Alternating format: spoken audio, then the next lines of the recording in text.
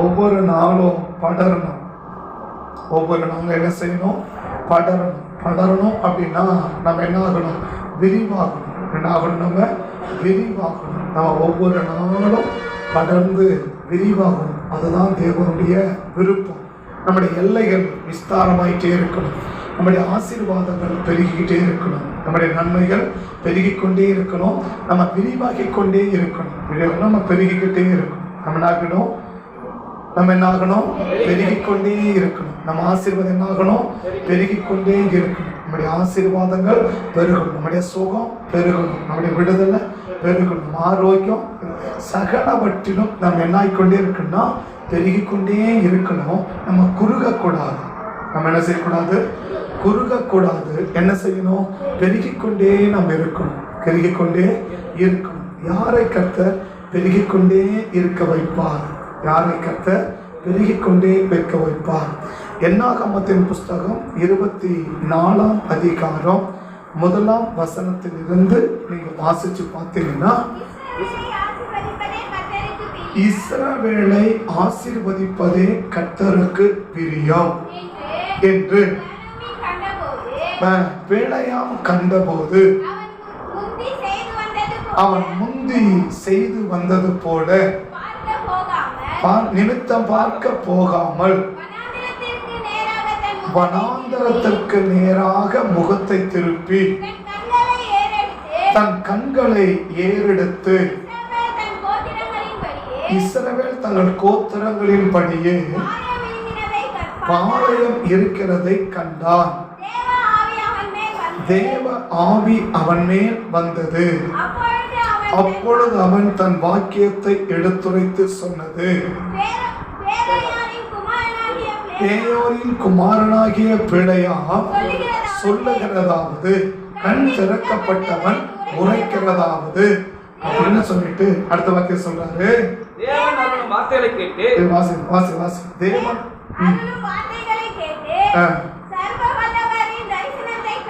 கண்டு கண் திறக்கப்பட்டவன் சொல்லுக விளம்புகிறதாவது, யாக்கோபே உன் கூடாரங்களும் இஸ்ரவேலே உன் வாசஸ்தலங்களும் எவ்வளவு அழகானவைகள் அப்படின்னு சொல்லிட்டு அடுத்த வார்த்தை, முக்கியமான வார்த்தை, அவைகள் பரவி பாய்கிறோம் ஆறுகளை போல். ஆறு என்ன செய்யும்? பரவிக்கிட்டே இருக்கும். ஆறு நைட்டு இருக்கும், பரவிக்கிட்டே தன் இடத்தை விரிவாக்கி கொண்டே இருக்கும் தன்னால. அப்போ அந்த ஒரு ஆற்றை போல ஒரு கர்த்தருடைய பிள்ளைகள் என்ன செய்யணும்னா பரவி பாய்கிற ஆறுகை போல என்ன இருக்கணும்? நீ விரிவாகி கொண்டே இருக்கணும். விரிவாகி கொண்டே அதான் பண்ணணும். படரணும். படரணும் அர்த்தம், படருவதன் என்ன அர்த்தம்? அப்படியே விரிவாகணும் இல்லையா? ஒரு செடி என்ன செய்யணும்? நேரம் போகக்கூடாது. அந்த செடி என்ன செய்யணும்? இந்த கசகச மரம் பார்த்துன்னு வச்சுக்கோங்களேன், என்ன செய்யும்? அப்படி கூடார மாதிரி பரவும். கூடார மாதிரி அது ரொம்ப ஹைட்டா போகாது. என்ன செய்யும்? அப்படியே பரவும். அப்படியே பரவுனாக்க என்ன செய்யணும்? விரிவாகும். நம்ம என்ன ஆகிட்டே இருக்கணும்? விரிவாகி கொண்டே இருக்கணும். விரிவாகி கொண்டே இருக்கணும். எந்தெந்த ஆசீர்வாதத்துல நம்ம விரிவாகி இருக்கிறோம், எந்தெந்த ஆசீர்வாதத்துல நம்ம குறைஞ்சிருக்கிறோம், எதிலெல்லாம் நம்ம விரிவாக இருக்கிறோம், எதிலெல்லாம் நம்ம குறைஞ்சிருக்கிறோம், எதெல்லாம் நமக்கு பெருகி இருக்குது, எதெல்லாம் நமக்கு குறைஞ்சிருக்குது. ஆசீர்வாதங்கள் பெருகி இருக்குதா, ஆபத்து பெருகி இருக்குதா? ஆரம்பத்தில் இருந்ததை விட இந்த மாதம் பரவாயில்ல, இப்போ நல்லா இருக்கிறோம், கொஞ்சம் விடுதலையாக இருக்கிறோம், கொஞ்சம் சுகமாக இருக்கிறோம், கொஞ்சம் ஆரோக்கியமாக இருக்கிறோம். ரொம்ப பிரச்சனையாக இருந்துச்சு, ரொம்ப நெருக்கமாக இருந்துச்சு. இப்போ ஆண்டவர் அதையெல்லாம் மாற்றி கொஞ்சம் என்ன செஞ்சிருக்கிறார்? பரவாயில்ல இப்போ அப்படின்னு நீங்கள் உங்கள் வாழ்க்கையை பார்த்து சந்தோஷப்படக்கூடிய அளவுக்கு இருக்குமானால் நீங்களை கர்த்தர் என்ன செய்ய ஆரம்பிச்சிருக்கிறார்? விரிவாக ஆரம்பிச்சிருக்கிறார். நீங்களும் விரிவாக ஆரம்பிச்சிருக்கிறீங்க. ஆமென். கர்த்தரும் விரிவாக்க ஆரம்பிச்சிருக்கிறார், நாமளும் விரிவாக ஆரம்பிச்சிருக்கிறோம். அப்படி இருந்தா ஒருவேளை அப்ப அதே மாதிரிதான் இருக்கிறோம், என்ன செய்யற ஒரு மாற்றமும் இல்லை. அதே பிரச்சனை, அதே போராட்டம், அதே கஷ்டம், அதே நெருக்கம். என்னதான் வாழ்க்கையை போப்பா, என்னதான் வறுமையை போப்பா, என்னதான் குடும்பமா, என்ன வேலைக்கு போய் என்ன பண்றது, என்ன சம்பாதிச்சு என்ன பண்றது, ஒரு நாள் இல்லை அப்படியே தான் இருக்கிறோம், ஒன்றும் மாறல அப்படின்னு சொன்னா நம்ம குறுக ஆரம்பிச்சிருக்கிறோம்னு அர்த்தம். ஒன்று என்ன வாழ்க்கை? விரிவாகிற வாழ்க்கை. ஒரு வாழ்க்கை என்ன வாழ்க்கை? இப்ப நம்ம வாழ்க்கையை பார்க்கும்போது பரவாயில்ல, முன்ன விட இப்ப நம்ம கொஞ்சம் நல்லா இருக்கிறோம், முன்ன விட இப்ப நாங்க கொஞ்சம் நல்லா இருக்கோம், ஓஹோ அப்படின்னு இல்லைன்னா கூட பரவாயில்ல, நாங்க பார்த்து அந்த கஷ்டம் இல்லை, அந்த கொஞ்சம் பிரச்சனை மாறி இருக்கு, இந்த நெருக்கம் மாறி இருக்கு, இந்த கொஞ்சம் கஷ்டம் மாறி இருக்கு, பரவாயில்ல, இப்போ ஓரளவுக்கு நாங்க நல்லா இருக்கிறோம்பா, பரவாயில்ல அப்படின்னு நம்ம வாழ்க்கையை பார்த்து நாமளே சொல்லக்கூடிய அளவுக்கு இருந்தா கர்த்தர் நம்மளை விரிவாக்க ஆரம்பிச்சிருக்கிறோம், நாமும் விரிவாக ஆரம்பிச்சிருக்கிறோம். ஆமென். இல்ல அப்படி இல்லை, அப்படியே தான் இருக்கிறோம், அதே கஷ்டம் அதே வேதனை, என்ன வாழ்க்கையோ எதுக்கு நம்ம உயிரோடு வாழ்ந்து நினைக்கிறோம், கம்மனு இருக்கிறத கூட செத்து போயிடலாம் கூட என்ன செய்யுது சில நேரத்தில் தோணுது, எதுக்கு நம்ம இருக்கணும் இந்த கஷ்டத்தோட இந்த வேதனையோட இந்த பிரச்சனையோட இந்த போராட்டத்தோட எதுக்கு நம்ம உயிர் வாழணும், கம்மனு இருக்கிற கூட செத்து போயிடலாமான்னு கூட என்ன செய்யுது சில நேரத்தில் தோணுது. அப்படின்னு சொன்னா நம்ம விரிவாக ஆரம்பிக்கல, நம்ம குறுக ஆரம்பிச்சிருக்கிறோம்னு அர்த்தம். இப்ப நம்ம வாழ்க்கை நம்மளுக்கு விரிவாகிற மாதிரி தெரியுதா இல்ல நம்ம வாழ்க்கை குறுகன மாதிரி தெரியுதான்னு நம்ம தான் பார்க்கணும்.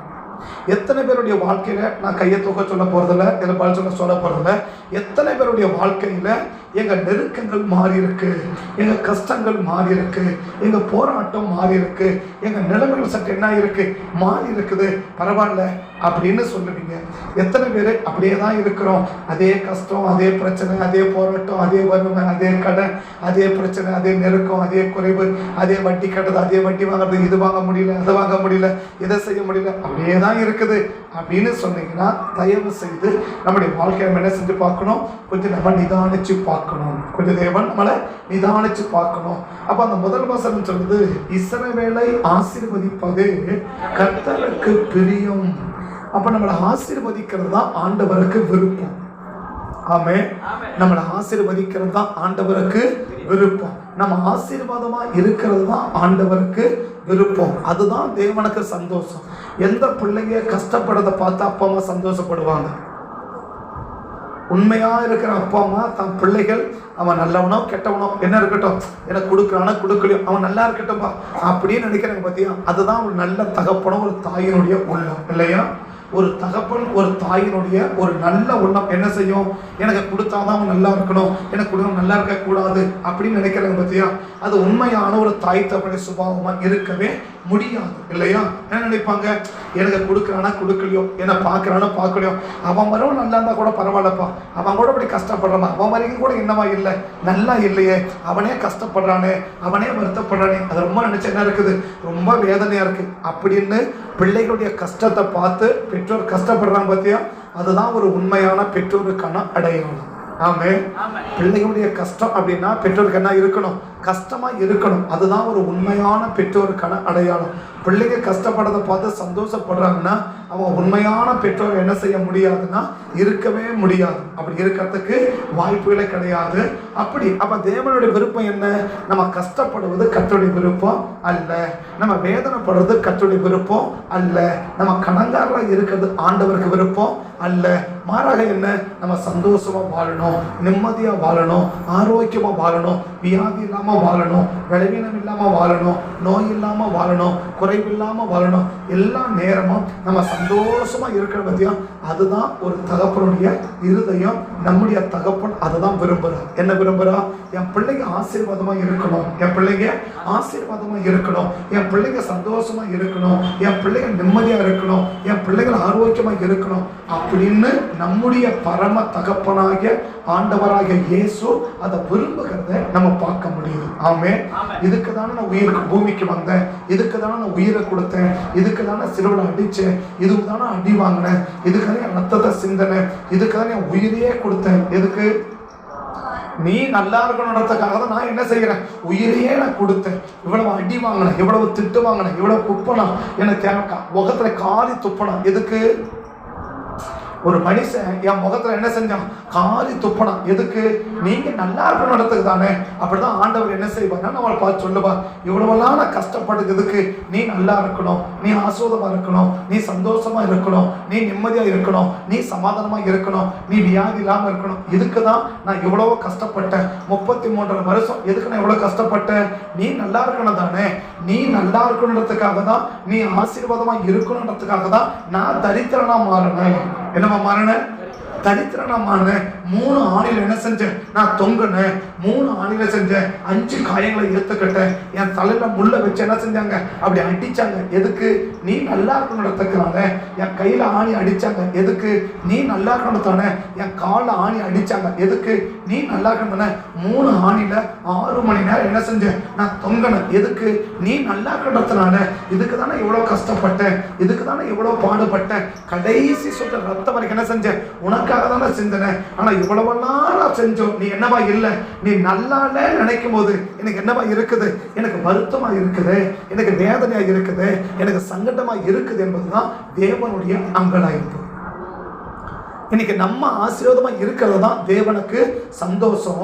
நம்ம ஆசீர்வாதமா இல்லாம போறது ஆண்டவருக்கு மிகப்பெரிய வருத்தம், மிகப்பெரிய வேதனை, மிகப்பெரிய துக்கம். இவனுக்காக தான் இவ்வளவு சிரமப்பட்டானே, இவன் இப்படி இருக்கானே, இவனும் அந்த கஷ்டத்துல இருக்கிறானே, இவனும் அந்த விருப்பத்தில் இருக்கிறானே, இவ்வளவும் வேதனையா இருக்கிறானே, இன்னமும் அந்த வியாதியில இருக்கிறானே, இன்னும் அந்த சங்கடத்துல இருக்கிறானே, இன்னும் நல்லா வாழலையே அப்படின்னு நினைச்சு நம்முடைய ஆசீர்வாத குறைவுகள் எல்லாம் ஆண்டவருக்கு மிகப்பெரிய வருத்தம். ஆமே. ஆனா நம்ம ஆசீர்வாதம் ஆடுறது பரவாயில்லப்பா, நான் இவனுக்கு பட்ட கஷ்டம் வீணா போகல, நான் பட்ட கஷ்டம் இவனை விருதா போகல, இன்னைக்கு நல்லா இருக்கிறான், சந்தோஷமா இருக்கிறான், ஆரோக்கியமா இருக்கிறான், ஆசீர்வாதமா இருக்கிறான் என்று நம்முடைய ஆசீர்வாதங்களை கண்டு நம்முடைய பரம தகப்பனாகிய ஆண்டவராகிய இயேசு சந்தோஷப்படுவார். நம்முடைய வேதனைகளையும் குறைகளையும் பார்த்து ஆண்டவர் வருத்தப்படுவார். ஒரு நாள் தேவன் சந்தோஷப்பட மாட்டார். ஆமே. அதான் பிள்ளையா பார்க்கிறோம். என்னன்னா இந்த ஆண்டவர் என்ன செய்யறா, இஸ்ரவேலரை ஆசீர்வதிப்பதே கர்த்தருக்கு பிரியம். இஸ்ரவேலை ஆசீர்வதிப்பதே கர்த்தருக்கு பிரியம் என்று பிள்ளையாம் கண்டுபிடிச்சிட்டாராம். என்ன கண்டுபிடிச்சாரா? ஆண்டவர் தம்முடைய பிள்ளைகளை ஆசீர்வதிக்கிறதுல என்ன இருக்கிறாரா, விருப்பத்தோடு இருக்கிறாரா. என்ன இருக்கிறாரா? விருப்பத்தோடு இருக்கிறாரா, விருப்பத்தோடு இருக்கிறார் என்பதை பிள்ளையாம் கண்டுபிடித்தார். அப்ப யாரை ஆசீர்வதிக்க விருப்பம் இருக்கிறார்? அந்த முதல் வசனத்தோட முதல் பகுதி மட்டும் வாசிக்க பார்க்கலாம். இஸ்ரவேலை ஆசீர்வதிப்பதே கர்த்தருக்கு பிரியம். அப்ப நம்ம இஸ்ரவேலரா இருந்தா ஆண்டவர் நம்மளை ஆசீர்வதிப்பார். ஆண்டவர் ஆசீர்வதிச்சா நம்ம பரவி பாய்கிற ஆறுகளை போல என்ன செய்வோம், நம்ம பரவிக்கிட்டே இருப்போம். நம்ம ஆசீர்வாதம் விரிவாகி கொண்டே இருக்கும். யாரா இருந்தா, யாரை ஆசீர்வதிப்பது கர்த்தருக்கு பிரியமா? இஸ்ரவேலை ஆசீர்வதிப்பதுதான் கர்த்தருக்கு பிரியம். ஆமே.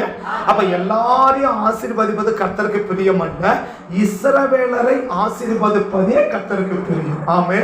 அப்ப நாம் இஸ்ரவேலரா இருந்தா நம்மளை ஆசீர்வதிப்பதுல ஆண்டவர் பிரியப்படுவார். இஸ்ரவேலரா நாம் இருந்தா ஆண்டவர் நம்மளை ஆசீர்வதிப்பதுல பிரியப்படுவார் என்றதா சந்தோஷப்படுவார்னு சொல்றோம். ஆமே. இன்னைக்கு நம்மளை ஆசீர்வதிக்கிறது ஆண்டவருக்கு சந்தோஷமா இருக்குமா? இவனெல்லாம் எதுக்கு நம்ம ஆசீர்வதிக்கிறோம் அப்படின்னு சொல்லி, இவனெல்லாம் ஏன் நம்ம ஆசீர்வதிக்கிறோம் அப்படின்னு சொல்லி வருத்தப்படுவார். அப்ப ஆண்டவர் நம்மளை ஆசீர்வதி வருத்தப்படப்படுவாரா? கை வச்சுக்கோங்க. 1 சாமுவேல் 15ஆம் அதிகாரம் 10வது வசனம் வாசிங்க. 1 சாமுவேல் 15ஆம் அதிகாரம். அப்பொழுது கர்த்தருடைய வார்த்தை சாமுவேலுக்கு உண்டாகி, அந்த சாமுவேல் சொன்னது, நான் சவுலை ராஜாவாக்கினது எனக்கு மன வேதனையா இருக்குது என்றார். ஒரு ஆள் என்ன செய்யறாரு, என்னாக 24:1 படிச்சோம், இஸ்ரவேலை ஆசீர்வதிப்பதே கர்த்தருக்கு பிரியம் இல்லையா? இங்க ஒருத்தரை பார்த்து சொல்றாரு, இவனை ஆசீர்வதிச்சது எனக்கு வேதனையாக்குதுன்றார். இவனெல்லாம் எதுக்கு நான் ஆசீர்வதிக்கணும்? இன்னைக்கு அநேக பிள்ளைகளை பார்த்தா அப்பா சொல்லு, இதெல்லாம் ஏன் தான் என் வயிற்று வந்து பிறந்துச்சோ தெரியல, இதெல்லாம் ஏன் எனக்கு பிள்ளைய பிறந்துச்சோ தெரியல அப்படின்னு தலையில அடிச்சுவோம். பார்த்தீங்களா? இதெல்லாம் ஏன் வயிற்று வந்து பிறந்து என் பேரை கெடுக்க பாக்குது அப்படி சொல்லுவோம் இல்லையா? எதுக்கெல்லாம் இந்த கம்மல் கூட இருக்க அந்த பிள்ளை வந்து எதுக்கு செய்யுது, என் வயிற்றுல பிறந்து என் பேரை கெடுக்குது அப்படி சொல்லுவாங்க இல்லையா? சொல்லுவாங்களா? ஆனா சில பேர் சொல்லுவாங்க, இதெல்லாம் என் வயிற்றுல பிறந்ததுக்கு நான் கொடுத்து வச்சிருக்கணும் அப்படின்னு சொல்லுவாங்க இல்லையா? நம்மளை பார்த்து என்ன சொல்லுவாங்க, இதெல்லாம் ஏன் வயிற்றுல வந்து பிறந்துச்சு அப்படின்னு சொல்லுவாங்களா? இதெல்லாம் பிறந்ததுக்கு நான் என்ன செஞ்சிருக்கணும், கொடுத்து வச்சிருக்கணும். அதை இன்னும் சொல்லப்போனா முன்னாடி காலத்தெல்லாம் நான் பாக்கியம் பண்ணியிருக்கணும் அப்படின்னு சொல்லுவாங்க இல்லையா? எதை வச்சு? அந்த பிள்ளைய பார்த்த உடனே தாய் தகப்பனுக்கு சந்தோஷமும் வருது, ஒரு பிள்ளைய பார்த்த உடனே வெறுப்பாவும் வருது. சவுலை பார்த்து ஆண்டவர் சொல்றான், இவனெல்லாம் எதுக்கு நான் ஆசீர்வதிச்சேன், இவனெல்லாம் எதுக்கு நான் ராஜாவாக்கினேன், இவனெல்லாம் எதுக்கு நான் ஆசீர்வதிச்ச கொடுத்தேன், இவனெல்லாம் எதுக்கு நான் கொடுத்தேன் அப்படின்னு சொல்லி இவனை ராஜாவாக்கின இடமா இருக்கு, வேதனையா இருக்கு பண்றா.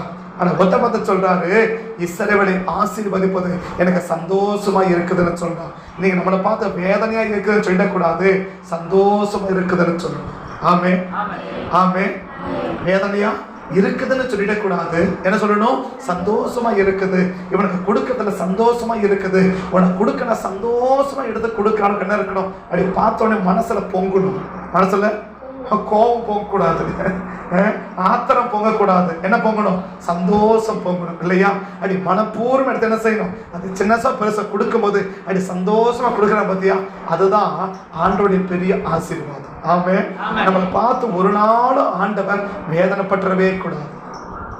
என்ன பார்த்து வேதனை ஒரு நாளும் என்னுடைய ஜெபத்தில் ஒரு ஜெபம் தெரியுமா, ஒரு நாள் கூட ஆண்டவர் என்ன பண்ணிடக்கூடாது, நீங்க வேதனைப்பற்றக்கூடாது. ஒருவேளை அப்படி ஏதான வந்துச்சுன்னா அதுக்கு முன்னாடி நீ எடுத்துருங்கன்னு சொல்லுது. ஒருவேளை அப்படி, ஏன்னா உங்களுக்கு தெரியும் என்னது, நாளைக்கு நான் எப்படி இருக்குன்னு எனக்கு தெரியாது, ஆனா உங்களுக்கு தெரியும் இல்லையா? ஒருவேளை நாளைக்கு நான் செய்யறது ஏதாவது உங்க மனசை வேதனைப்படுத்தினா, ஏன்னா இன்னைக்கே எடுத்துருங்க, பூமியில வைக்கவே வைக்காதேன்னு சொல்லிடு. என்ன மட்டும் இல்ல, என் குடும்பத்தை அப்படித்தான் சொல்லிட்டேன். என்னது, என்ன மட்டும் இல்ல, நான் பல வருஷம் உயிரோட வாழ விரும்பல, நான் உயிரோட வாழ்ற ஒரு நாளும் நீங்க சந்தோஷப்படணும். ஒவ்வொரு நாள் யார் சந்தோஷப்படணும், நீங்க சந்தோஷப்படணும். ஒரு நாள் கூட என்னை பார்த்து, எங்க பிள்ளைங்களை பார்த்து, எங்க குடும்பத்தை பார்த்து நீங்க என்ன பண்ணிடக்கூடாது, வேதனைப்படக்கூடாது. ஒருவேளை அப்படி ஏதாவது வேதனைப்படக்கூடிய சூழ்நிலைய நாங்க செய்வோன்றது உங்களுக்கு தெரிஞ்சுச்சேன்னா குடும்பமா எடுத்துருங்கன்னு உண்மையா அப்படிதான் சொல்லிட்டேன். எதுக்கு, நான் எத்தனை வருஷம் உயிரோட வாழ்றேன்னு எனக்கு முக்கியம் இல்லை, நான் வாழ்ற காலத்துல உங்களுக்கு எப்படி இருக்கிறன்றதான் என்னோட முக்கியம்.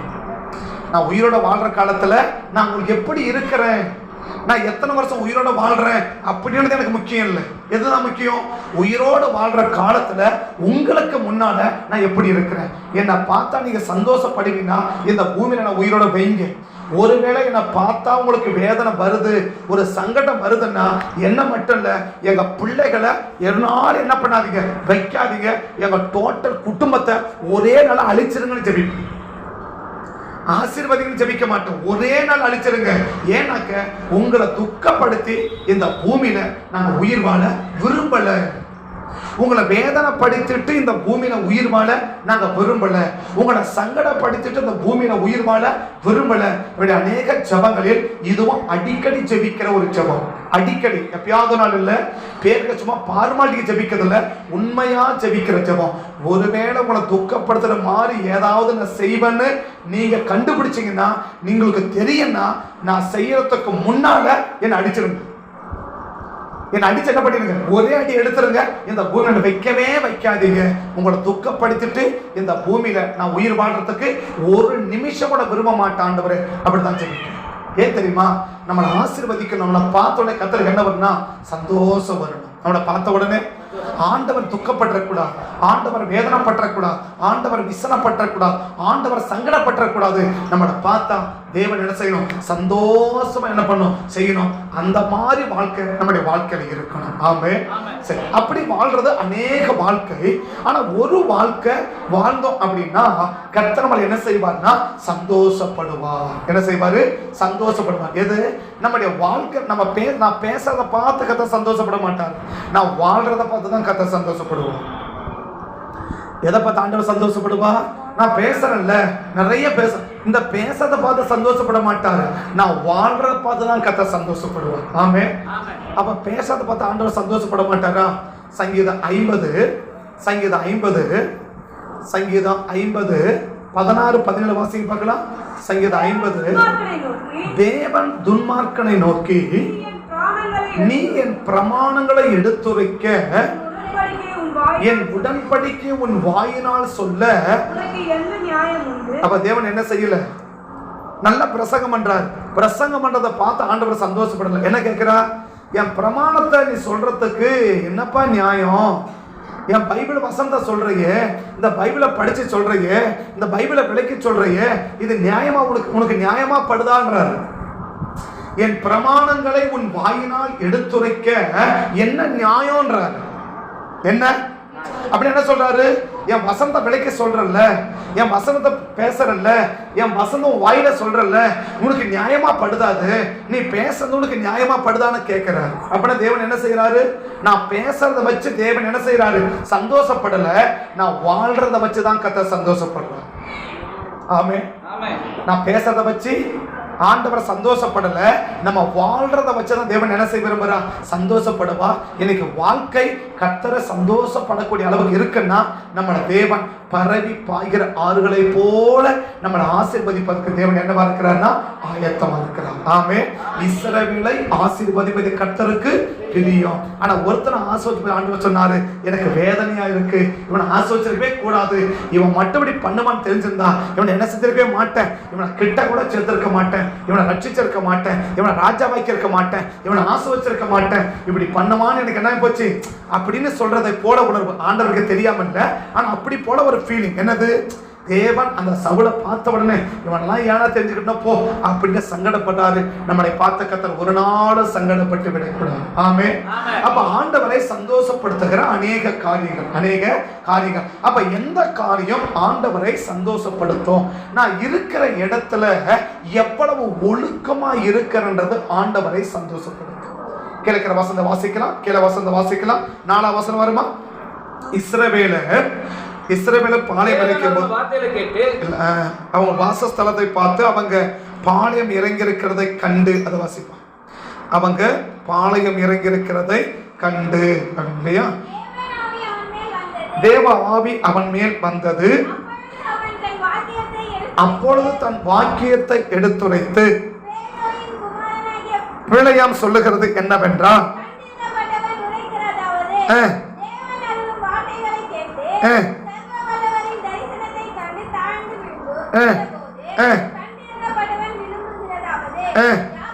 யாக்கோபே உன் கூடாரங்களும் 2ஆம் வசனம் பாருப்பா.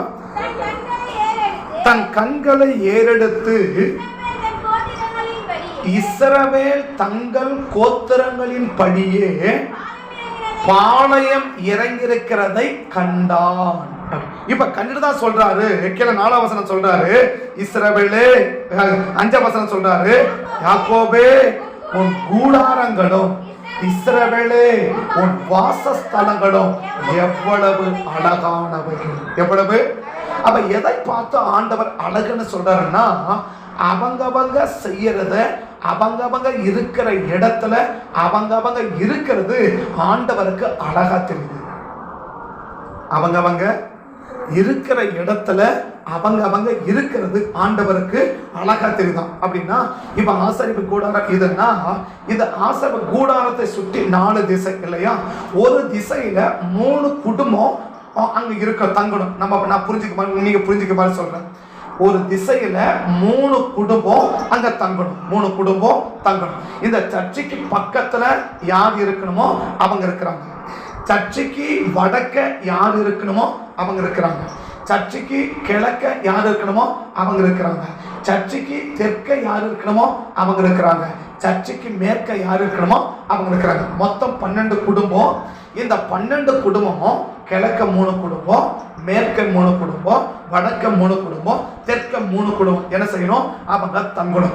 கிழக்க யார் யார் தங்கணுமோ அவங்க தான் கிழக்க தங்கணும். மேற்க யார் யார் தங்கணுமோ அவங்க தான் மேற்க தங்கணும். தெற்க யார் யார் தங்கணுமோ அவங்க தான் தெற்க தங்கணும். வடக்க யார் யார் தங்கணுமோ அவங்க தான் வடக்க தங்கணும். இதுல இவங்க விருப்பத்தின்படி யாரும் என்ன செய்யக்கூடாதுன்னா இடத்தை மாற்றவே கூடாது. இன்னொரு பாணியில சொன்னா, ஆண்டவர் நியமித்தபடி அவங்க வாழலுமே ஒழிய அவங்க விருப்பத்தின்படி அவங்க வாழக்கூடாது. எது தேவனை சந்தோஷப்படுத்த தெரியுமா? இன்னைக்கு நம்ம விருப்பத்தின்படி எல்லாம் நம்ம வாழ்றது நமக்கு என்ன, ஆண்டவருக்கு என்ன கொண்டு வராது? சந்தோஷத்தை கொண்டு வராது. இப்ப கிழக்க ஒருவேளை யூதா கோத்திரம் தங்கணும்னு சொன்னா, கிழக்க எது வரைக்கும் 40 வருஷமா கிழக்க யூதா கிழக்கில் தான் தங்கணும். ஆசரிப்பு கூடாரம் எங்க போய் நிற்குதோ அதுக்கு கிழக்க யார் தான் தங்கணும்? யூதா அவனோட கோத்திரம் தான் தங்கணும். மற்ற அந்த யூதா என்ன செய்யணும்? எத்தனை வருஷம் இதே நான் தங்குறது, நான் என்ன செய்யறேன், நான் இன்னைக்கு வடக்கப்ப தங்குறேன், நாளைக்கு தெற்கப்ப தங்குறேன், நான் மேற்கப்ப தங்குறேன் அப்படின்னு சொல்லி அவன் விருப்பத்தின்படி அவன் என்ன செய்யக்கூடாதுன்னா எதையுமே செய்யக்கூடாது. அப்ப இன்னைக்கு உங்களையும் என்னையும் ஆண்டவர் ஆசீர்வதிக்கணும், பிரியமா ஆசீர்வதிக்கணும். நம்ம என்ன பார்க்கணும்? ஆண்டவர் இவங்க சுய விருப்பத்தின்படி, இவங்க ஆசையின்படி இவங்க செயல்படாம நான் விரும்புறபடி மாத்திரம் செய்கிறவர்கள் என்று கர்த்தர் கண்டுபிடிச்சா நம்மளை ஆசீர்வதிக்க கர்த்தர் சந்தோஷப்படுவார். அப்ப நம்மகிட்ட என்ன ஆண்டவர் கண்டுபிடிக்கணும்? இப்ப இவன் இருக்கிறான் அப்படின்னா இவன் யார் அப்படின்னா இவனுக்கு அநேக ஆசைகள் இருக்கலாம். இவனுக்கு அநேக சரி. இப்ப ஒரு வாரம் ஒரு மாசம் வீட்டுல இருந்தா அந்த ஒரு மாசம் கழிச்சு நம்மளுக்கு எங்க போகணும்னு தோணுது? ஒரு மாசம் வீட்லயே இருக்கிறீங்க, எந்த ஊருக்கும் போல, எந்த ஊருக்கும் போல இல்லையா? ஒரு மாசம் வீட்டுக்குள்ளே இருக்கிறீங்க, வேற எந்த வேலைக்கு போறீங்க, வீட்டுக்கு வரீங்க, வேலைக்கு போறீங்க, வீட்டுக்கு வரீங்க. ஒரு மாசம் கடைசியில ஒரு 2 நாள் லீவ் வருதுன்னு வச்சுக்கோங்களேன். இப்ப என்ன தோணும்? சொல்ல மாட்டேங்கிறீங்களே. ஊருக்கு போகணும்னு தோணும். குறிப்பா யார் வீட்டுக்கு போகணும்? அம்மா வீட்டுக்கு போகணும்னு தோணும் இல்லையா? எவ்வளவு நாள் இருந்தா? ஒரு மாசம் நம்மளை தாக்கு பிடிக்கிறதே அப்படியே தம் கட்டின்னு இருக்கு இல்லையா?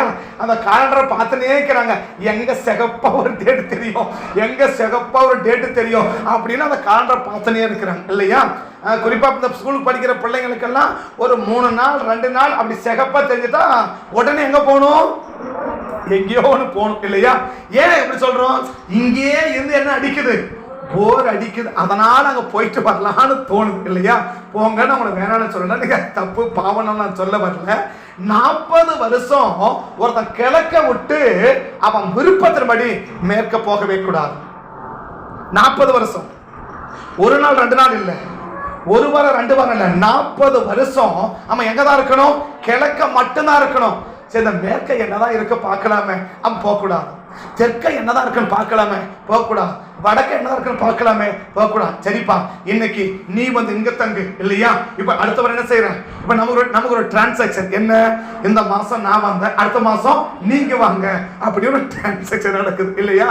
இந்த மாசம் என்ன செஞ்சாங்கன்னா இவங்க அங்க போனாங்கன்னா அடுத்த மாசம் நானே எத்தனை முறை வந்து நிற்கிறது? நானே தானே வந்து நிற்கிறேன், நீங்க என்ன செய்ய மாட்டேங்கிறீங்க, வரவே மாட்டேங்கிறீங்க, நீங்க வாங்க அப்படின்னு அப்படியே ரொம்ப பாசமா கூப்பிடுறோம் இல்லையா?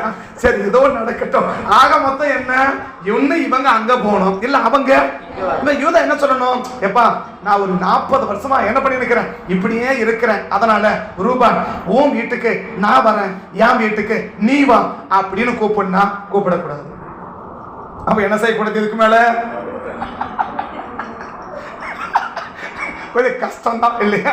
சரி, நீங்க கூப்பிட்டுக்கோங்க, அது உங்க விருப்பம். ஆனா ஒண்ணு என்ன, ஆண்டோடைய நோக்கம் என்ன பாக்குறாருன்னா, இவன் விருப்பத்தின்படி போ தங்கறதுக்கு பாக்குறானா, நான் விரும்புறபடி தங்க பாக்குறானா? இவன் விரும்புற இடத்துல அவன் இருக்க பாக்குறானா, நான் விரும்புற இடத்துல அவன் இருக்க பாக்குறானா? அப்ப தேவனை எதை சந்தோஷப்படுத்தும்?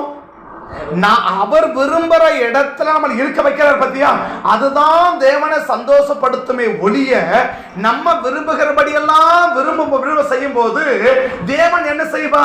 இப்ப நீங்க கேட்கலாம், அது எப்படி ஆண்டவர் அப்படி நினைக்கிறான்னு உங்களுக்கு எப்படி தெரியும் அப்படின்னு நீங்க கேட்கணும். கேட்பீங்களா? அப்படி கேட்கணும். என்ன கேட்பீங்க? ஆமா, எங்க விருப்பத்தின்படி நாங்க செஞ்சா ஆண்டவர் கஷ்டப்படுறான்னு உங்களுக்கு எப்படி தெரியும் அப்படின்னு கேட்டீங்கன்னா அங்க கை வச்சுக்கோங்க. ஆதியாகமம் 6ஆம் அதிகாரம் 1ஆம் வசனத்திலிருந்து 3வது வசனம் கொஞ்சம் வாசிங்க பார்க்கலாம். மனுஷர் பூமியின் மேல் பெருக துவங்கி அவர்கள் குமாரத்தைகள் பிறந்த போது தேவகுமாரர் மனுஷ குமாரத்தைகள் மேல் அதிக சௌந்தரியம் உள்ளவர்கள் என்று கண்டு அவர்களுக்குள்ளே தங்களுக்கு பெண்களை தெரிந்து கொண்டார்கள். அப்பொழுது கர்த்தர், என் ஆவி என்றென்றைக்கும் இவங்களோட நம்ம என்ன சொன்னா ஓரியாட முடியாதுன்றார். நம்ம என்ன சொன்னாரு? நீங்க சொல்லுவாங்க இல்லையா, எனக்கு கட்டி நீ எத்தனை நாளைக்கு இவனை கட்டிட்டு எத்தனை நாளைக்கு தான் என்ன செய்யறது, ஓடி ஆடுறது அப்படி சொல்லுவீங்க இல்லையா? ஆண்டவர் சொல்றாரு, என்ன சொல்றாரு, இவனோட எத்தனை நாளைக்கு தான் மல்லு கட்டுறது, இவனோட எத்தனை நாளைக்கு தான் நான் மல்லு கட்டுறது, இவனை கூட எத்தனை நாளைக்கு தான் நான் போராடுறது, இவன் கூட எத்தனை நாளைக்கு தான் ஓடி ஆடுறது, அவனுக்கு யாராருக்கோ சாவது எனக்கு வரமாட்டேங்குது அப்படின்னு சொல்றேன் இல்லையா? அப்படி அவரும் சொல்றாரு, என்ன சொல்றாரு, இவனோட என்ன செய்யவே முடியாது, இதுக்கு மேல என்ன போராடவே முடியாதுன்ற. எதை பார்த்து? அவன் விருப்பத்தின்படி அவன் செய்யறத பார்த்து இதுக்கு மேல என்ன செய்ய முடியாது. நான் எவ்வளவு சொல்லி பார்த்தேன், இவனும் கேட்கிற மாதிரியே தெரியல, அதனால இவனோடு என்ன செய்ய முடியாது, என்னால போராடவே முடியாதுன்னு வருத்தப்படுகிறாரே ஒழிய விருப்பப்படவில்லை. ஆனா என்ன 24:2 சொல்லுது, இஸ்ரவேலர் தங்களுடைய கோத்திரங்களின்படியே பாளையம் இறங்கியிருக்கிறார்கள் என்று பிழையம் கண்டபோது உடனே பார்க்கிறான், இஸ்ரவேலை ஆசீர்வதிப்பதே கர்த்தருக்கு பிரியம். அப்ப தேவன் நம்மள பாப்பார், ஆசீர்வதிக்கிறதுக்கு முன்னால நம்மள ஆண்டவர் பாப்பாரா? எல்லாரையும் ஆண்டவர் பாப்பா. கர்த்தர் பார்த்துதான் ஆசீர்வதிக்கிறவரே ஒழிய கண்ண மூடின ஆசீர்வதிக்கிற ஆண்டவர் அல்ல. நம்ம ஆண்டவர் நம்மளை பாப்பா. என்ன பாப்பா? அவன் எப்படிதான் இருக்கிறான், அவன் எப்படிதான், அதை எப்படி மேலாட்டமா பார்த்து ஆஸ்வதிக்கிறது இல்ல. மேலாட்டமா பார்த்து சரி சர்ச்சைக்கு வந்துட்டாங்களா, ரைட் ஆஸ்வதி அப்படின்னு சொல்லி ஆஸ்வதிக்கிறது இல்ல. மாறாக என்ன, உள்ளத்தை பார்த்து தேவன் ஆசீர்வதிக்கிறவர். ஆமே. எதை பார்த்து ஆஸ்வதிக்கிறவர்? எல்லாரும் மனுஷன் முகத்தை பார்ப்பான் இல்லையா? முகத்தை பார்த்து சரி ஓகே அப்படி சொல்லுவான். அவரு பாப்பாரு, உள்ளம் சரியில்லைப்பா, முகம் நல்லா இருக்கு ஆனா அகம் நல்லா இல்லையே. முகம் நல்லா இருக்கு ஆனா தேவனுக்கு எது நல்லா இருக்கணும், அகம் நல்லா இருக்கணுமே ஒழிய தேவனுக்கு முகத்தை பத்தி கவலை இல்லை. ஆனா எதை பத்தி தான் கர்த்தர் கவலைப்படுறாரு, அகத்தை பத்தி தான் தேவன் கவலைப்படுறவர். அப்ப அகம் நல்லா இருந்தா ஆசீர்வாதம் தானா கிடைச்சிடும். அகம்னா உள்ள சரியா இருந்தா, உள்ள நல்லா இருந்தா ஆசீர்வாதம் நீ கேட்காமலேயே கிடைச்சிடும். ஆமே. அப்ப தேவன் எதை பார்த்து ஆஸ்வதிக்கிறவ? உள்ளத்தை பார்த்து ஆஸ்வதிக்க. அப்ப ஒரு மனிதனை ஆஸ்வதிக்கலாம் என்ன அர்த்தம்? நீங்க சொல்லுங்க. மனுஷன் முகத்தை பார்ப்பான், கர்த்தரோ இருதயத்தை பார்க்கிறோம் இல்லையா? அப்ப இருதயத்தை பார்த்து ஒரு மனிதன் தேவன் என்ன செய்யறார், ஆசீர்வதிக்கிறார். அப்ப இருதயத்தை நல்லா இருந்துச்சுன்னா ஒரு மனிதன் தேவன் என்ன செய்ய விரும்புறா, ஆசீர்வதிக்க விரும்புறான். இப்போ ஒரு மனுஷனை ஆசீர்வதிக்கலாம் என்ன அர்த்தம்? எனக்கு சரியா கேட்கல, கிளியரா கேட்கல. எல்லாம் சொல்லுங்க. அதுதான் சொல்ல வரேன். எல்லாம் சரியா கேட்கலாம், எல்லாரும் சொல்லலன்னு அர்த்தம். அதுதான் சொல்ல வரேன். சரியா? ஆமா. எனக்கு காது எங்கதான் நீங்க பேசுற மட்டும் கொஞ்சம் குறைவா கேட்கும். அதனால கொஞ்சம் நல்லா பேசுனீங்கன்னா, உறக்க பேசுறதுனால எனக்கு கொஞ்சம் நல்லா கேட்டுக்கும் இல்லையா? இப்ப காதுக்காக எப்படி பேசுவீங்க, சத்தமா பேசுவீங்க இல்லையா? அப்ப நீங்க நினைச்சுக்க அப்படி, இந்த இடத்துல இருந்தா இவருக்கு என்ன செய்ய போறது இல்ல, சரி சரியா என்ன செய்யுது, கம்மியா கேட்கும் அப்படின்னு நீங்க நினைச்சுக்கோங்க. நான் சொல்லல, நீங்க நினைச்சுக்கோங்க. அப்ப எப்படி பேசுங்க, கொஞ்சம் சத்தமா பேசணும், நல்லா கேட்டுக்கும் இல்லையா? அப்ப ஆண்டவர் ஆசீர்வதிச்சா அவன் உள்ள எப்படின்னு அர்த்தம், நல்லா இருக்குன்னு அர்த்தம் இல்லையா? அப்ப ஒரு மனிதன் ஆண்டவர் ஆசீர்வதிக்கலாம் என்ன அர்த்தம், அவன் உள்ளம். இன்னும் சில பேர் வாய் திறக்க மாட்டாங்க, இன்னும் சில பேர் வாய்கள் திறக்க மாட்டாங்க. யாரும் பல்லு கட்டின்னு இல்லை தானே? இல்ல அப்படின்னா கூட கம்பி போட்டு முறுக்கி வச்சிருப்பாங்க, கீழே விடாது இல்லையா? இல்ல பல்லு கட்டிருந்தா என்ன செய்யலாம், ஒருவேளை அப்படி பண்ணும்போது ஒருவேளை பேசும்போது பட்டு கீழே, அப்படி பயப்பட வேண்டாம். அதை நல்லா போட்டு பண்ணி வச்சிருப்பாங்க. அதனால என்ன செய்யாது, அது ஸ்குருவெல்லாம் போனாலும் அது எடுக்காது. அதை கேட்டால் எனக்கு கை கல்லாம் நடக்குது இல்லையா? சொன்னாங்க ஒருத்தர், அந்த ஸ்குருவெல்லாம் போட்டு என்ன பண்றாங்க, ஐயோ ஏசப்பா தோத்துற சாமி, அப்படி வேணாலும் என்ன பண்ணிடாதீங்க, எனக்கு விட்டுறாதீங்க சாமி அப்படின்னு தினமும் கெஞ்சுவேன். அது கேட்டதுல இருந்து ஸ்குரு போட்டு டைப் பண்ணுவான். கஷ்டம் தான் இல்லையா? முள்ளு குத்துனாலும் எப்படி வலிக்குது நமக்கு இல்லையா? முள்ளு குத்துனாலே நமக்கு போல வலிக்க, ஸ்க்ரூ போட்டு ரொம்ப கஷ்டம் தான். அது மாதிரி ஸ்க்ரூவெல்லாம் போட்டு டைட் பண்ணி வச்சிருப்பாங்க, உழாது. அதனால தைரியமா நீங்க பேசலாம் இல்லையா? நீங்க தைரியமா பேசலாம்னு இதெல்லாம் சொல்ல வரேன். சரியா? அப்போ உள்ளம் சரியா இருந்தா கர்த்தர் என்ன செய்வாரா, ஆசீர்வதிச்சிருவாரா. அப்போ ஒரு மனிதனை ஆசீர்வதிக்கலாம் என்ன அர்த்தம், உள்ளம் அவர் பார்வைக்கு சரியா இல்லைன்னு அர்த்தம். அவர் பார்வைக்கு, அப்ப அவர் பார்வைக்கு சரியா இருந்தா நீ கேட்க வேண்டியதே இல்லை இல்லையா? அப்ப இஸ்ரவேல் பார்க்கிறாரு, உள்ளம் மேல மட்டும் இல்ல நல்லா இருக்கு. என்ன நல்லா இருக்கு, கர்த்தர் விரும்புகிறபடிதான் நாங்க என்ன செய்வோம், இருப்போம். கர்த்தர் விரும்புகிறபடிதான் நாங்க இருப்போம், கர்த்தர் விரும்புகிறபடிதான் நாங்க இருப்போம் அப்படின்றதுல அவங்க சிந்தையில ஆழமா பதிச்சுட்டாங்க. யாரு? அந்த இஸ்ரவேல் ஜனங்கள். கர்த்தரை பார்த்தாரு, நான் விரும்புறபடியே என்ன செய்யறான் இருக்கிறான்னு தெரிஞ்ச உடனே முதல் வசனம் சொல்றாரு, இவங்களை ஆசீர்வதிக்கிறதுல எனக்கு பிரியம், நான் ஆசீர்வதிச்சா இவன் என்ன ஆகுவான் தெரியுமா?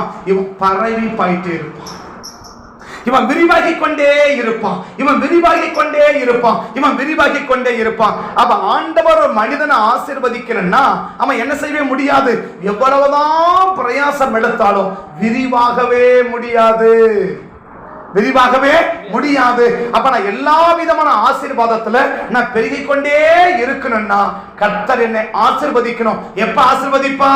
நான் ஆண்டவருக்கு பிரியமா, ஆண்டவருக்கு சந்தோஷமா நடந்தனா, என்னை பார்க்கும்போது ஆண்டவருக்கு சந்தோஷம் வரும்னா என்னை கர்த்தர் ஆசீர்வதிப்பா. என்னை ஆசீர்வதிச்சா நான் பெருகிக் கொண்டே இருப்பேன். அப்ப என்னாக மாட்டேன், நான் குறுக மாட்டேன், நான் பெருகிக் கொண்டே இருப்பேன். இன்னைக்கு நம்ம பெருகிறோமா குறுகிறோமா? இன்னைக்கு நம்ம பெருகனதை போல நமக்கு தெரிகிறதா, இல்ல குறுகனதை போல நமக்கு தெரியுதா? அப்படியே இருக்கனே குறுகி போயிட்டேன்னு அர்த்தம் இல்லையா? வயது வருஷம் போக போக வளர்ச்சி வரணும் இல்லையா? 3 மாசம் பிறந்த குழந்தை பிறந்த போது எப்படி இருக்குது? அப்படியே போட்ட மாதிரி இருக்கு. 3 மாசம் ஆனா அப்படியே தானா திரும்புதா? 8 மாசம் ஆனா 8 அடி வைக்கணுமா? 8 மாசம் ஆனா 8 அடி வைக்கணுமா? 1 வருஷம் ஆனா எளிமை நிக்குது, 2 வருஷம் நடக்குது, பேசுது, எல்லாம் நடக்குது, பண்ணுதா? அப்ப ஒவ்வொரு நாளும் அந்த பிள்ளை நேற்றே இருக்குது, வளர்ந்து கொண்டே இருக்குது இல்லையா? பிறந்த போது எப்படி இருந்துச்சோ 3 வருஷம் ஆன பிறகும் அந்த பிள்ளை அப்படியே இருக்குது. அப்படியே போட்டது, கை போட்டா அப்படியே இருக்குது, கால் நீட்டபடி இருக்குது, முகம் மேல பார்த்துட்டே இருக்குன்னா அந்த பிள்ளை என்ன செய்யல? வளரலன்னு அர்த்தம். இந்த பிள்ளை என்ன செய்யல? வளரல. அப்ப வளர்ந்தா என்ன ஆகும்? நம்ம பெருகணும்னா கர்த்தர் ஆசீர்வதிச்சாதான் நம்ம என்ன செய்ய முடியும்? பெருக முடியும். எப்ப தேவன் ஆசீர்வதிப்பா?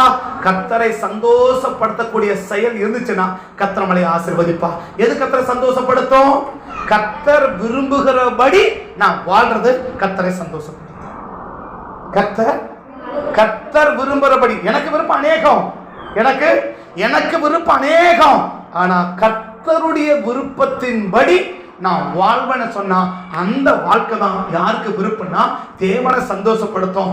அந்த சந்தோஷத்திற்கு நீங்களும் நானும் கொடுத்தா கர்த்தர் நம்மளை ஆசீர்வதிக்க தேவனாயிருக்கும். ஆமென். அப்ப இந்த என்னாகும் 24ஆம் அதிகாரத்துல கர்த்தர் எங்க இருக்கணும்னு நினைச்சாங்களோ அங்க இருக்கிறாங்க இல்லையா? 2ஆம் வசனம் வாசிப்பா. 2ஆம் வசனம் அந்த பிள்ளையம் பார்க்கிறான், தன் கண்களை ஏறெடுத்து இஸ்ரவேல் தங்கள் கோத்திரங்களின்படியே பாளையம் இறங்கி. அப்ப என்ன அர்த்தம்? யார் எங்க இருக்கணுமோ அவங்க அங்கதான் இருக்கணும். யார் எங்க இருக்கணுமோ அங்கதான். இன்னும் சொன்னா யார எங்க இருக்கணும்னு சொல்லி இருக்கிறாரோ அவங்க அங்கதான் இருக்கணும், அவங்க அங்கதான் இருக்கணும். இதுக்கு மாறா நீ எங்க இருந்தாலும் உனக்கு அது ஆபத்து. கர்த்தர் உன்னால் எங்க இருக்க சொல்றாரோ, நான் சொல்றது சாதாரணமான தங்குற வீடா இருக்கலாம்.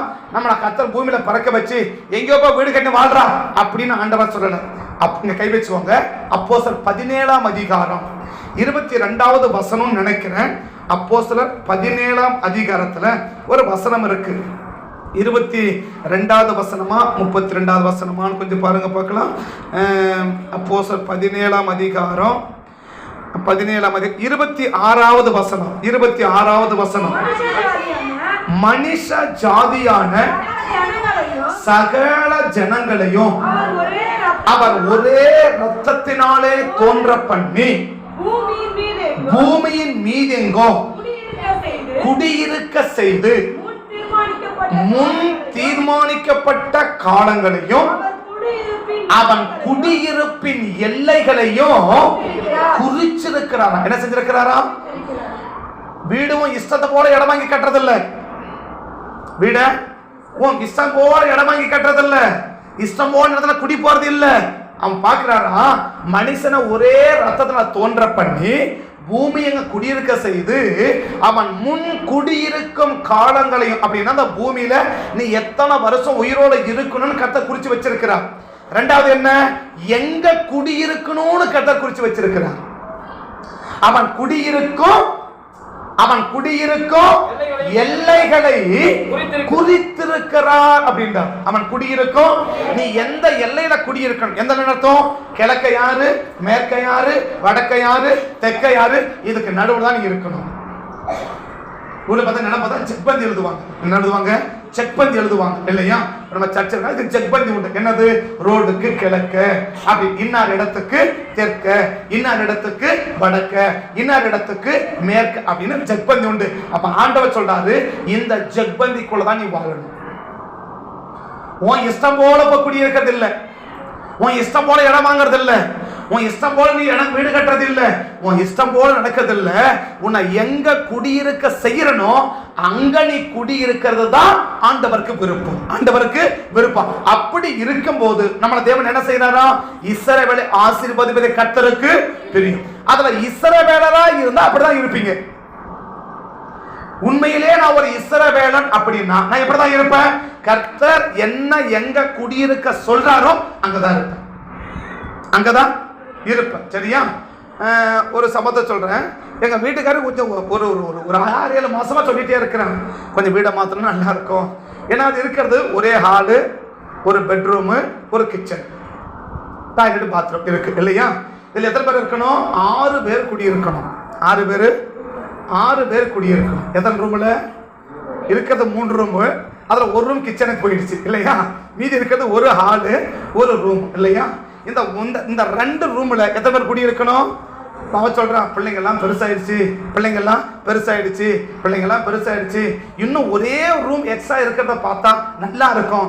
நான் சொன்னேன் அப்படி வேற ஒன்னும் சொல்ல மாட்டேன். நான் சொல்றேன், பிள்ளை யாருது? ஆமாம் இல்லையா? ஐயோ நான் ஹால்லையே அப்பா படுக்கிறாங்க, அம்மா படுக்கிறாங்க, பிள்ளைகள் படுக்குது அப்படின்னா இப்ப யார் சங்கடப்படணும்?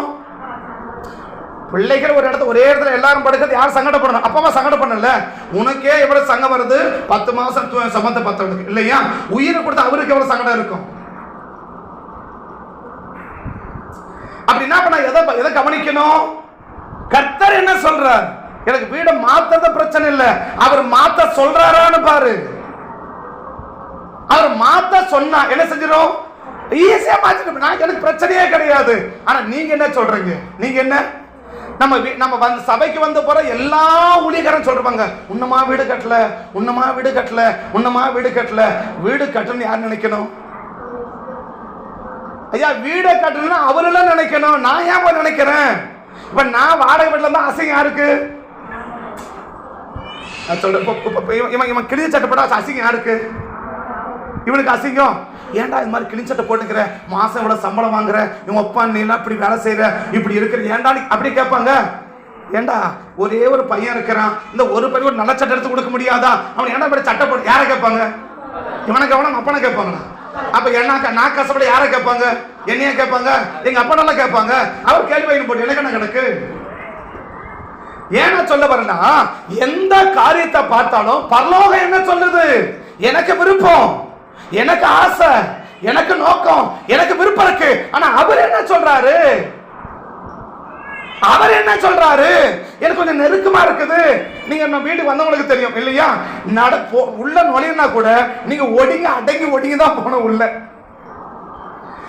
எங்க வீட்டுக்குள்ள நுழைஞ்சு நீங்க உள்ள கிச்சனுக்கு வந்தாலும் சரி, நீங்க பெட்ரூமுக்கு வந்தாலும் சரி, எங்க நுழைஞ்சு போனாலும் எப்படிதான் போகணும்? நீங்க உங்க விருப்பம்ல கையெல்லாம் போக முடியாது. எப்படி போகணும்? அது பரலோகத்தின் வாசலை போல, அது இடுக்கமான வாசல். அது என்ன வாசல்? அது இடுக்கமான வாசல். நீ எப்படிதான் போகணும்? நீ கையை நீட்டியெல்லாம் வர முடியாது. கையை குறுக்கி உடம்ப குறிப்பி இன்னும் கொஞ்சம் நீங்க கொஞ்சம் குண்டாந்தீங்கன்னா நீங்க திரும்பி சைட்ல தான் வரணுமே தவிர நீங்க நேரெல்லாம் வர முடியாது. அது இடுக்கமான வாசல் வழியா தான் இருக்குது. அதனால இடுக்கமான வாசல் எனக்கு பிரச்சனை இல்லை. நான் என்ன பார்க்கிறேன்? நீ என்கிட்ட சொல்ல வேண்டியதே கிடையாது. உன் விண்ணப்பத்தெல்லாம் மேல எழுது. அவர் சொன்னா என்ன செய்ய போலாம்? மாத்தலாம். அவர் சொல்லாத வரைக்கும் இதுலயே தான் இருப்பேன். இது வரைக்கும் அப்படிதான் இருக்கிறேன். கர்த்தருடைய கிருபை 20 வருஷமா அப்படிதான் இருக்கிறேன். இந்த 20 வருஷமா 3 வீடு மாத்தி இருக்கிறோம். முத ஒரு வீடு என்ன? சர்ச்சும் அதுதான், கிச்சனும் அதுதான், படுக்க தங்குறது அதுதான். அதான் முத வீடு. ரெண்டாவது கொஞ்சம் மாத்தினாரு, ஒரு ஹாரை விட்டு மாத்தினா, இப்ப கூட கொஞ்சம் மாத்திருக்கிறாரு. பிறகு எப்படி மாத்தவர மாத்துறது அவர் வேலை. எனக்கு என்ன கஷ்டம்? நான் சொன்னேன், இதுவே இல்லைன்னா கூட நான் புளியா மரத்துக்குள்ள படுக்கிறது எனக்கு ஆயத்தம். நான் அடிக்கடி சொல்லுவேன், சர்ச்சை எவ்வளவு பெருசு கிடக்குது, எனக்கு என்ன கிடக்குது? போனா கடத்தை பிரிச்சு விட்டா பண்ண பாடு படுத்து நடக்கிறேன், எனக்கு என்ன கிடக்கு? எனக்கு ஒரு பிரச்சனை. ஏன்னா சொல்ல வேணா, நீங்க அப்படி இருங்கன்னு சொல்ல. என்ன விரும்புறேன்னா, கர்த்தர் என்ன விரும்புறா,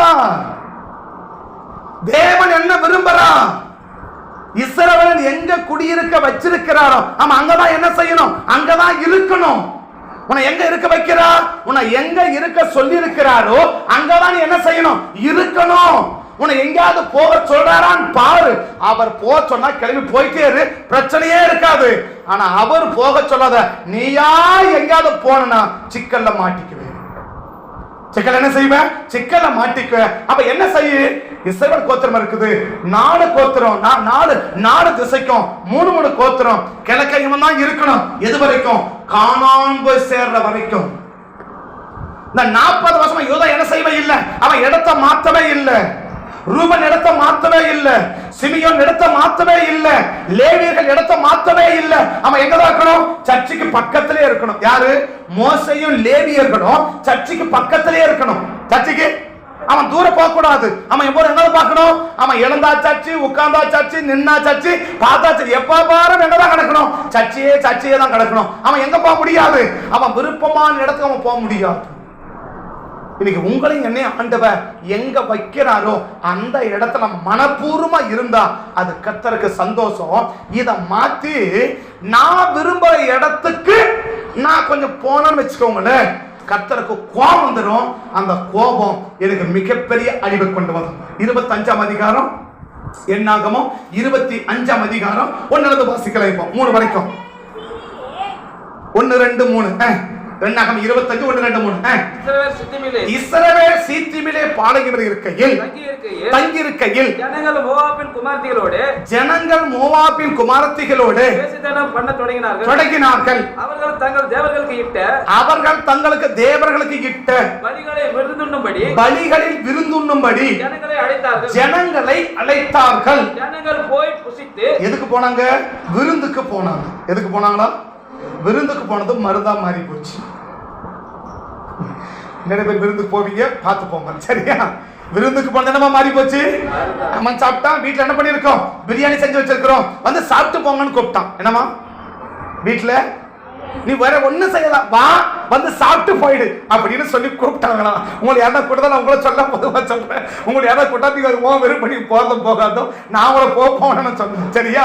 உங்களை எது கூப்பிடுறாங்க, போ வந்து சாப்பிட்டு போயிடுங்க. வந்து சாப்பிட்டு பக்கத்தை கைப்பிடி சொல்லி இது ஒண்ணு மட்டும்.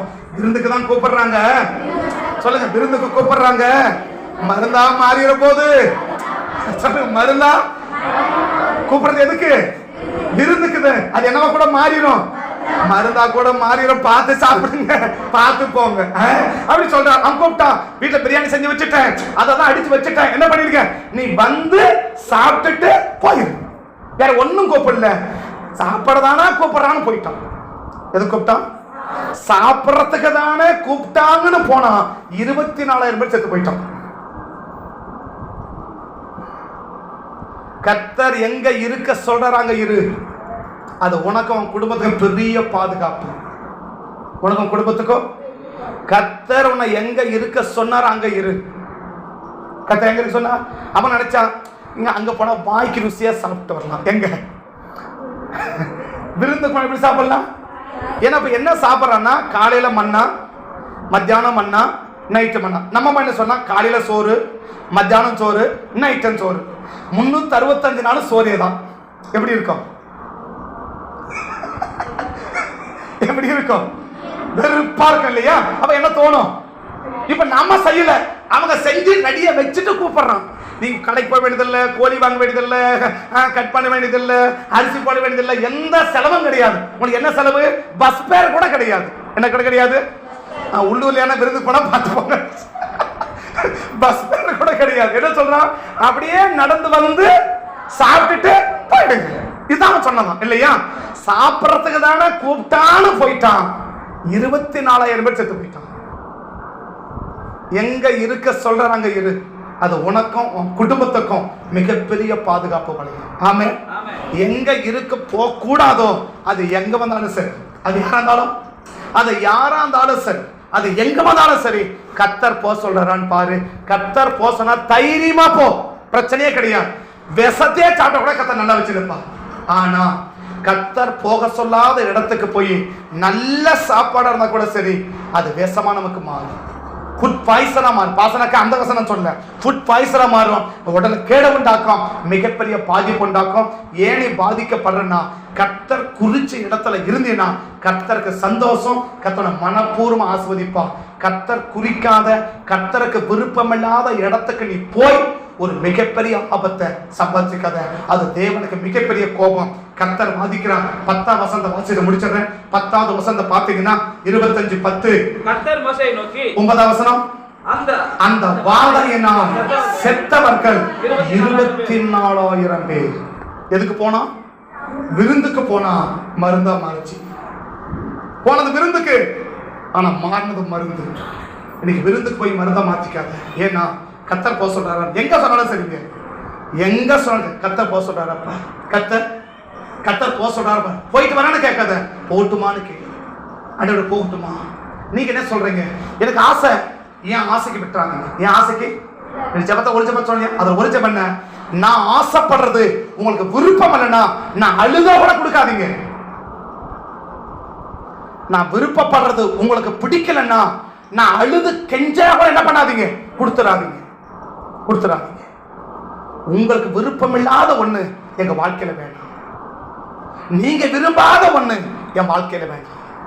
என்ன விரும்புறீங்களோ அது எனக்கு போதும். நீங்க விரும்பாத இடத்துக்கு என்னை கொண்டு போகாதீங்க. நீங்க அனுமதிக்காத இடத்துக்கு என்னை கொண்டு போகாதீங்க.